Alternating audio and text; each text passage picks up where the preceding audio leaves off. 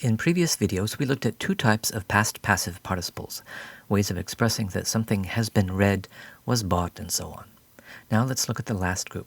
In some ways, that may be the most complicated, but in other ways, this is by far the easiest group. Let's take the easy part first.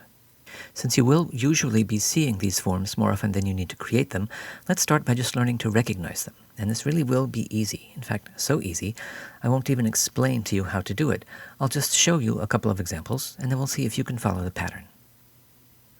Закрытый describes something that is closed or has been closed. Comes from закрыть. Открытый, something that's been opened or was opened, from открыть.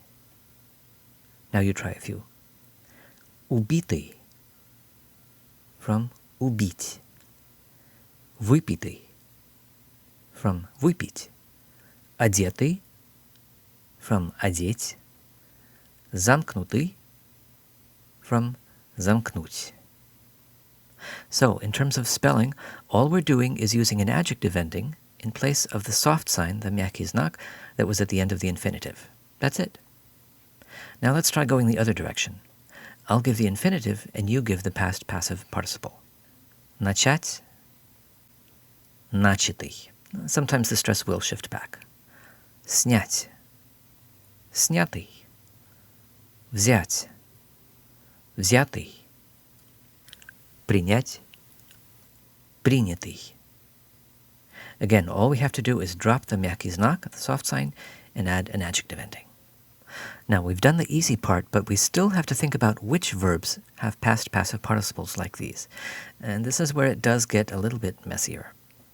Let's start with a question. What do these verbs all have in common? Think about the conjugated forms. Я начну, я сниму, я возьму, я приму. Do you see the pattern? They all have this unpredictable N or M that appears in the conjugated form.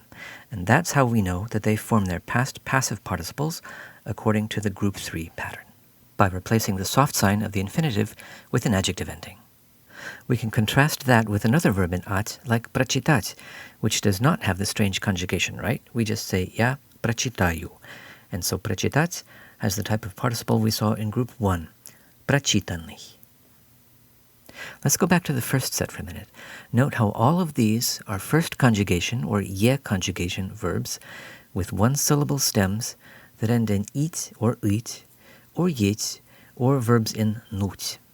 Now, it's true that the infinitives do have two syllables, but that's just because we put on some prefixes like za, ot, u, and so on. The stems, though, have just one syllable, so verbs like these will also be in group 3 for past passive participles. Now, taken together, this is a pretty complicated set of rules, so you may find it easier to just learn some of the most common participles as vocabulary. And if you see one that's not listed here, well, at least it's usually pretty easy to figure out the infinitive so that you can go and check a dictionary. Summing up, group 3 of past passive participles replace the мягкий знак, the soft sign of the infinitive, with an adjective ending. They're pretty easy to recognize and to form if you can remember which first conjugation verbs have these forms. One-syllable stems in it or yet, and stems in nut. For example, убитый, открытый, одетый.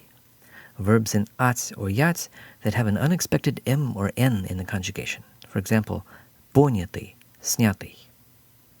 And if all this seems kind of complicated, you may just want to memorize a dozen or so of the most common past passive participles of this type.